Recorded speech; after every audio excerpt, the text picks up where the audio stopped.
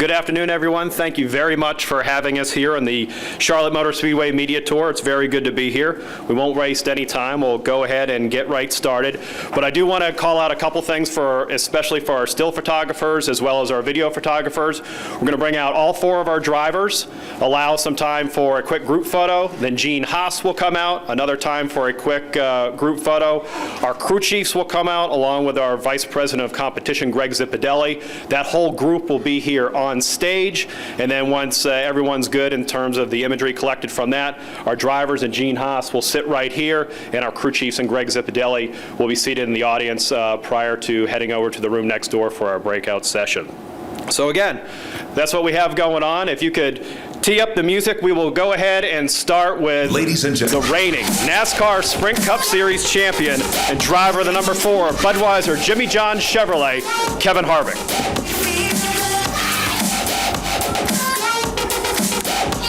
And Danica Patrick, driver of the number 10 GoDaddy Chevrolet SS.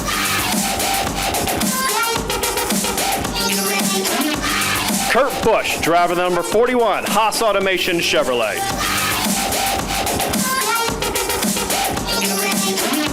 And Tony Stewart, driver of the number 14 Bass Pro Shops Mobile One Chevrolet.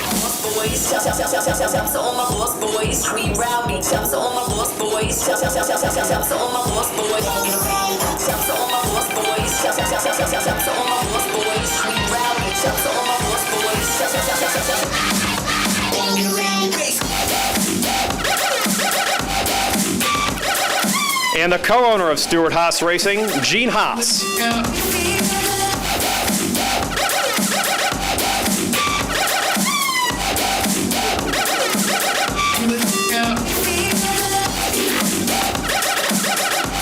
And now our crew chiefs.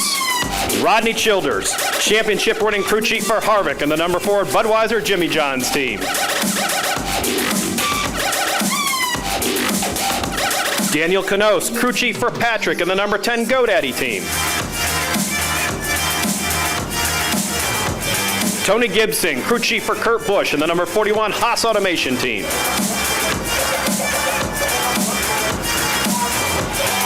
Chad Johnston, crew chief for Tony Stewart and number 14 Bass Pro Shops Mobile One team. And Greg Zipadelli, our Vice President of Competition at Stewart Haas Racing. Ladies and gentlemen, Stewart Haas Racing.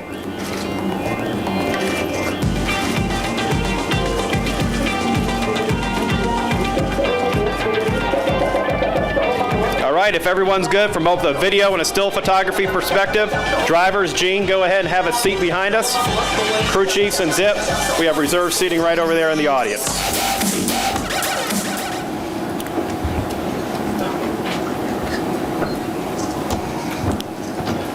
Gentlemen, thank you very much, and ladies, we appreciate the time here today. You know, Gene, Tony, it was last year at this time, everyone was asking how in the world you were going to keep all these personalities from, I guess, ganging up on one another or causing a ruckus. You return this year as the reigning NASCAR Sprint Cup Series champions. How'd you do it? Gene, why don't you tackle that one first? Well, I think, Tony and I, we have a philosophy. We hire very, very competent people, and we let them do their job. And I really think that's kind of the secret to the DNA of Stewart Haas Racing. We demand perfection, we demand results, but we let people achieve it in their own way, and you see what the results are. Tony, your take?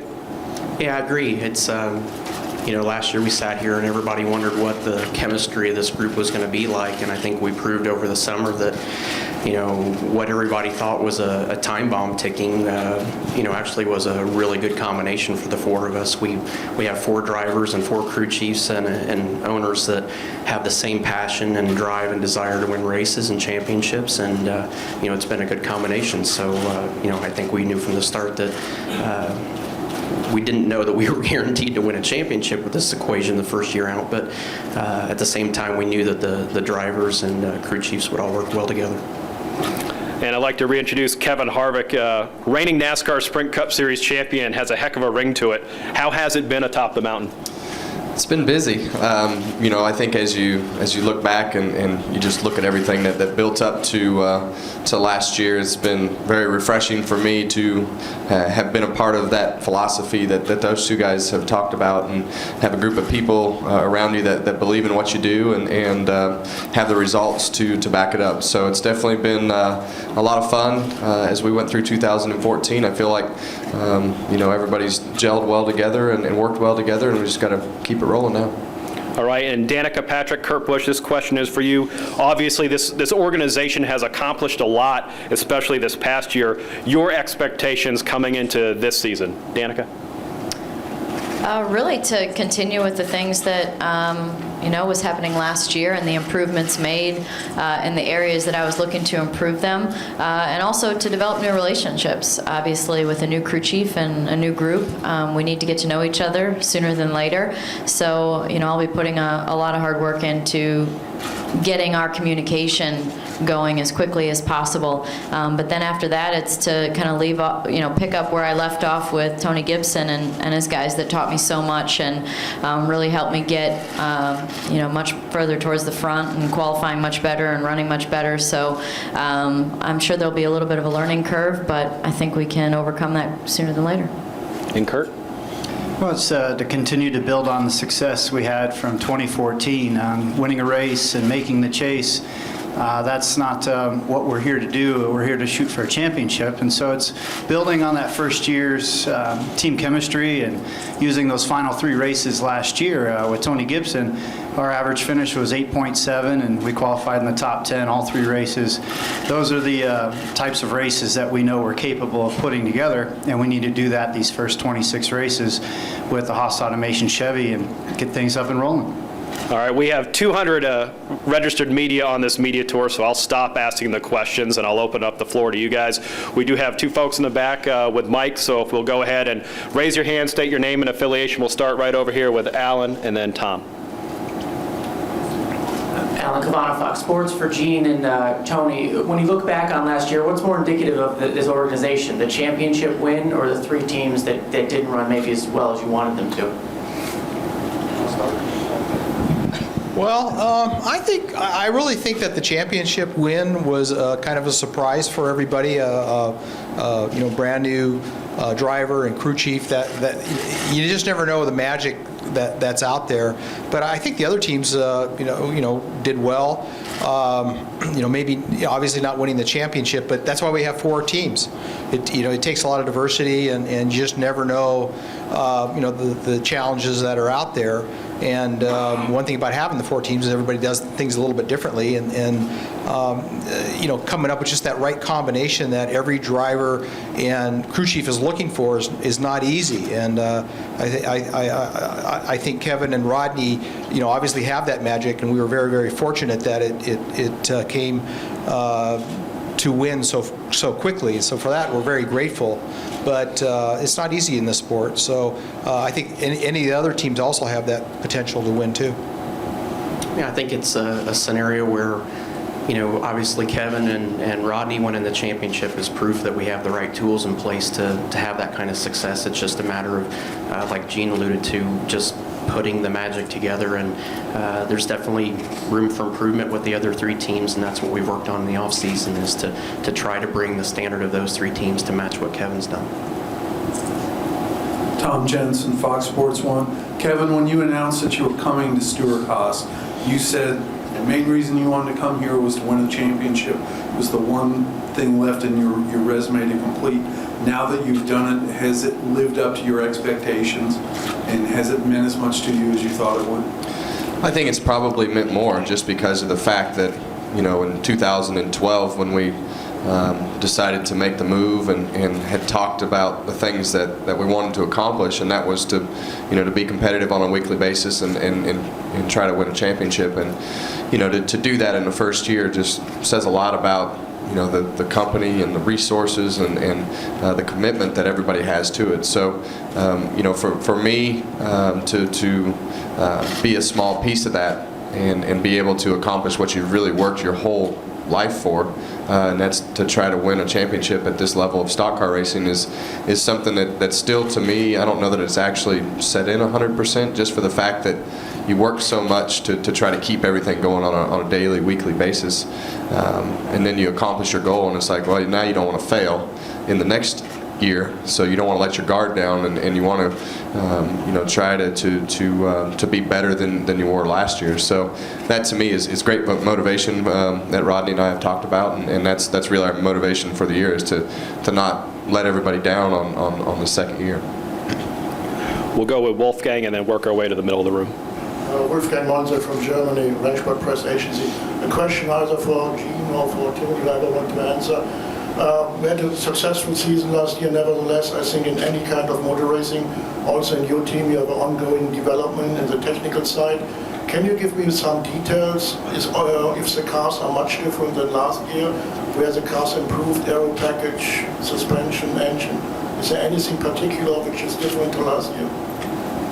Well, obviously, the rules package is considerably different from last year, so the fact that the testing policy has changed has definitely put more emphasis on our simulation programs, our wind tunnel time, and our partnership with Hendrick Motorsports. They've spent a ton of money and resources and time developing the new engine package for this year. So it's been a very exhausting process, but at the same time, I think it's shown us some strengths in our organization. We feel confident that we've been able to try to take the areas that we have the capability of making improvements on and executing it. All right. We'll work to the center first with Stan. Yeah. Stan Creekmore with CompetitionPlus.com. Tony, last year was a great year for you and also a very demanding year for you. How are you going into this year physically and mentally? Really good, actually. Normally during the off season I go to a couple races, but especially through holidays, I just stayed home and relaxed and enjoyed time with my family and friends, and then went to Arizona and the Chili Bowl in spring and got to see a bunch of my friends that I haven't seen for a long time. So from the personal side, that was the best thing I could have done during the off season. Physically, even after the surgery December 1st, this is the best I've felt since the accident happened 2 years ago. So really excited to get back in a car and get going again. As you guys saw when I walked up, I'm walking fairly straight, not much of a limp, so feeling really good. Jim. Jim Miller, Charlotte Observer. This is kind of a question along the same lines for Tony.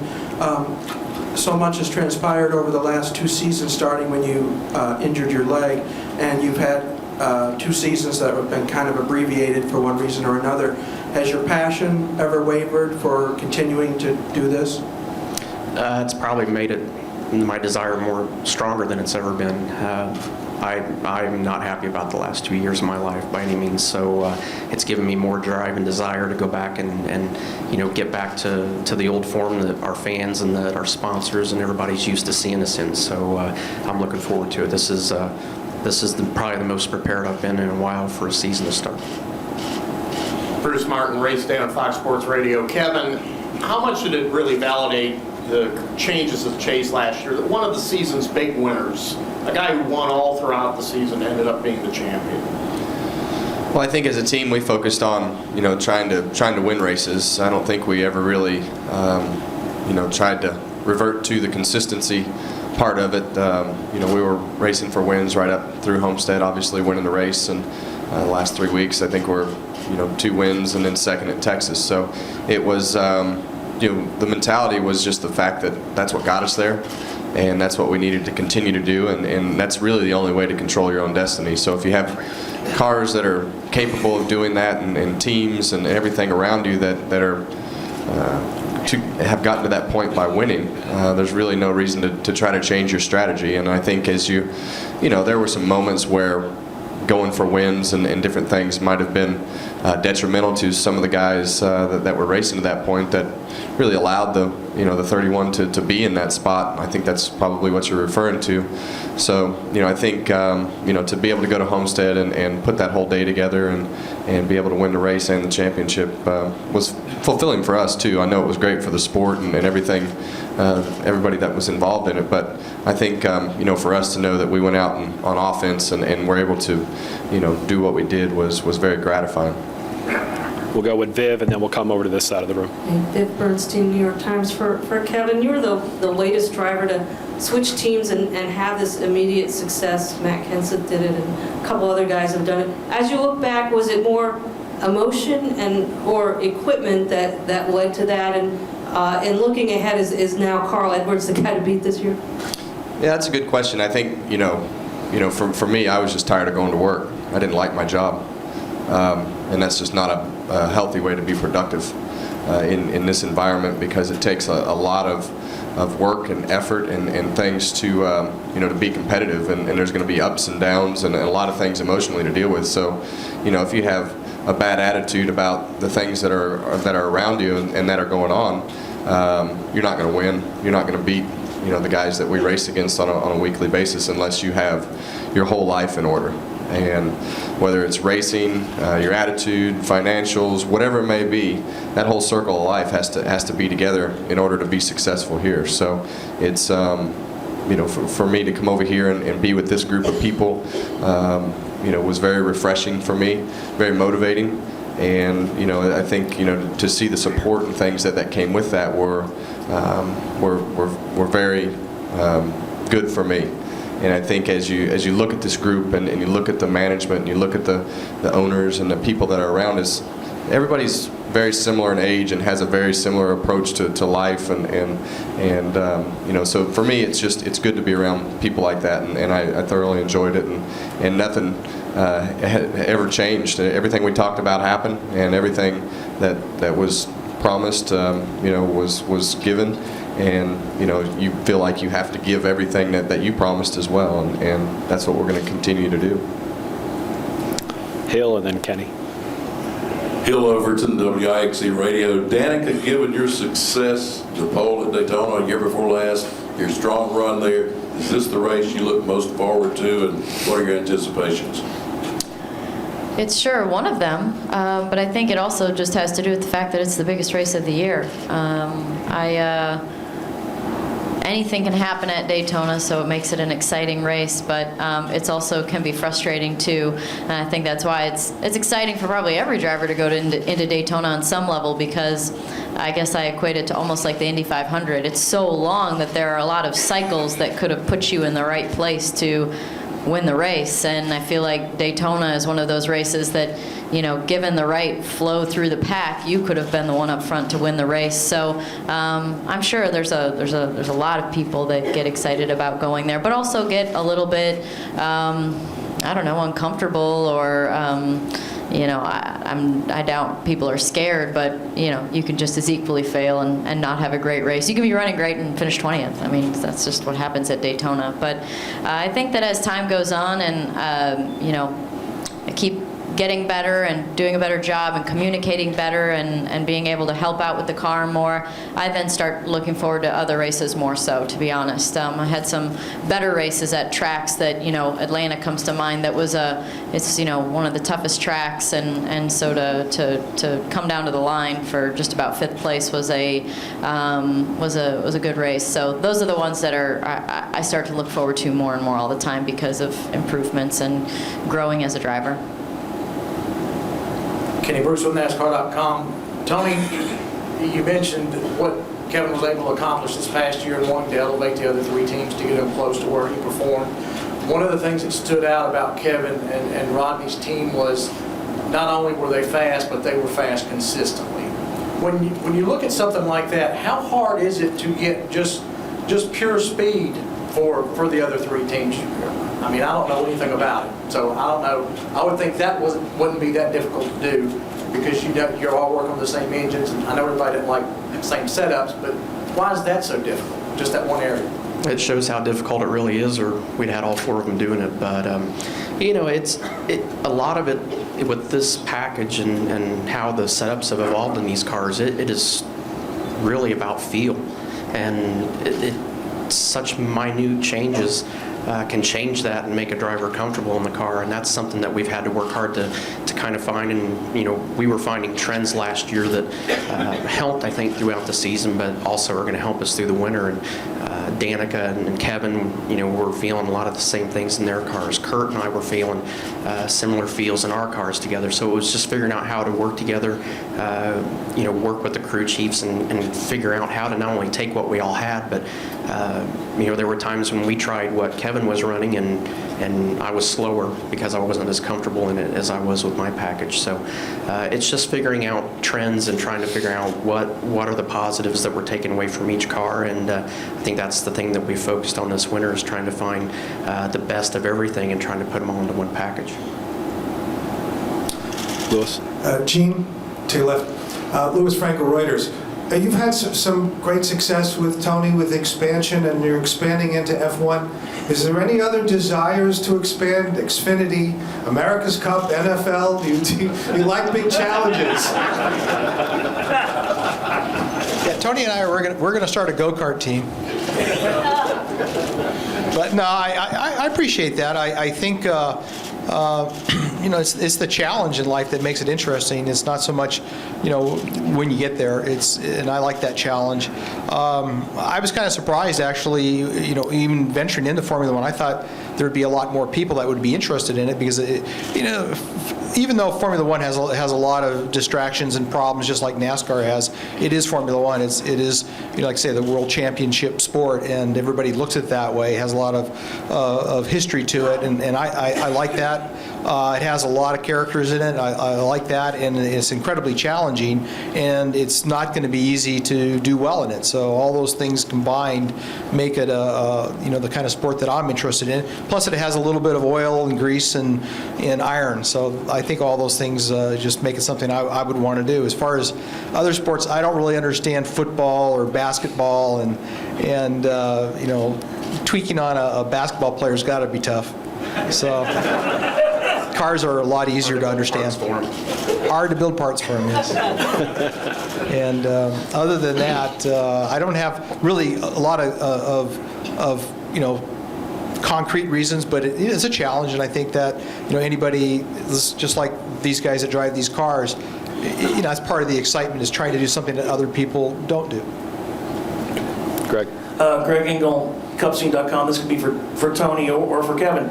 You got to a certain point where you had all the speed and you had the packages down and everything, and it looked good for him and everything, and then now all of a sudden they're throwing a new rules package. Did that set you back a long ways? Were you able to is that going to help move you forward, the lessons that he learned? And also NASCAR has mentioned maybe running the 2016 package in the All-Star race. Would you be for that, or because you want to win the race, or just testing, or would you be against something like that? No, I think the thing to keep in mind this winter is it's the same for everybody. Everybody's starting with the same base and trying to figure out how to maximize it, just like we do any other year. But technology plays such a big role in this sport that no matter what the package is, there's components on the race cars that are going to evolve no matter what the package is. So I think we can take things that we learned from last year, obviously, and apply them. Personally, I'm excited about the opportunity to run the All-Star race with the 2016 package. That's kind of, I think, what the drivers were all in favor of in the first place. And the rules package this year was a step in between, which was a good step, I think, by NASCAR to make sure that we're keeping everybody moving the same direction, but and not just jumping right away to the 16 package. So I think it would be a great idea for us to be able to take that event. I mean, that's an event that's for the fans anyway, and as much as we all want to win it, and there's a great prize at the end of it, it's I think it's a great opportunity for all of us to try that package. Go with Brian Nelson.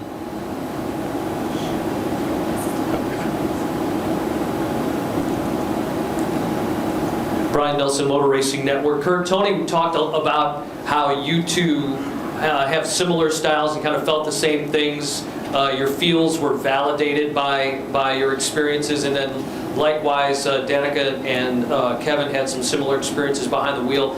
But that balanced against things we heard earlier with 4 different drivers, 4 different styles, all that diversity.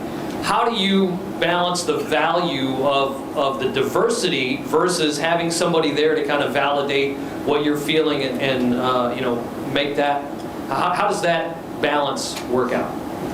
Well, each driver has their own driving style and the things that they like to make changes on with their crew chief and the balance that they're looking for. It's great to have a front runner like Harvick was last year, where week in and week out the Ford car was the car to beat. And if you have that within your own stable, you should be able to apply that very quickly to your car. And if you're feeling like you're driving down into the corner, waiting on something, or you're a bit hesitant because it's not your setup, that means you're already a half a tenth behind. And in this competitive day and age, a half a tenth means a lot. And so that's where you have to find that balance within your car, but you have to find the balance within the trends of the setups. And so I'm looking forward to this year with the horsepower reduction as well as the downforce reduction on finding the right key balances that me and Tony Gibson will be working on.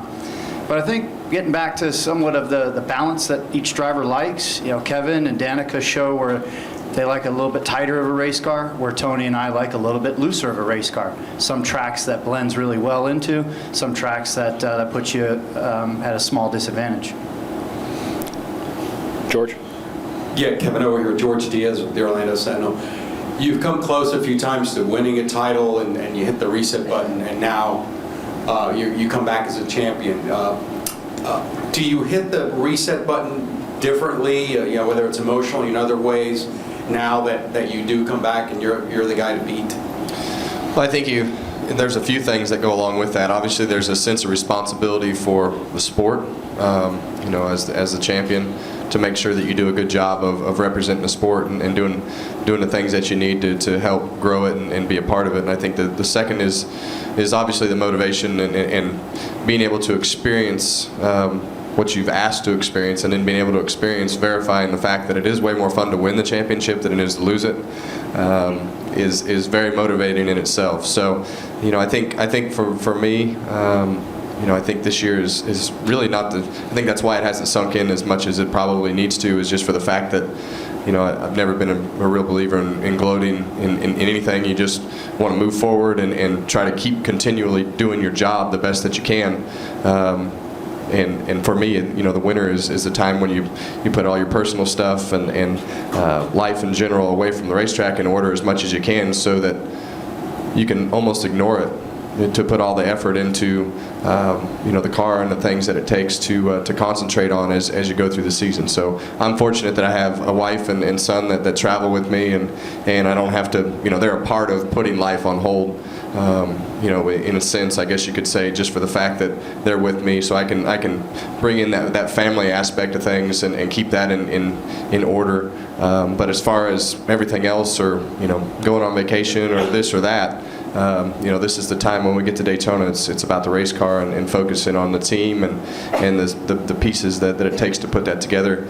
Because you may go to the first race or second race and be out to lunch, and that requires a certain amount of extra time to put in to make sure that you get things in check. And much like we had last year, we had the speed in the car, but we had a lot of problems to go along with it. So you have to be a part of the process to help fix those things, and whether it be one question or one answer or one conversation away from sending those things in the right direction, you have to make time for those things in order to be competitive in this garage. So, the great part, the great challenge, I think, at this point is managing your time. I've always been a true big believer in time management, and I'm sure there'll be some people that are mad, but that they don't get what they want.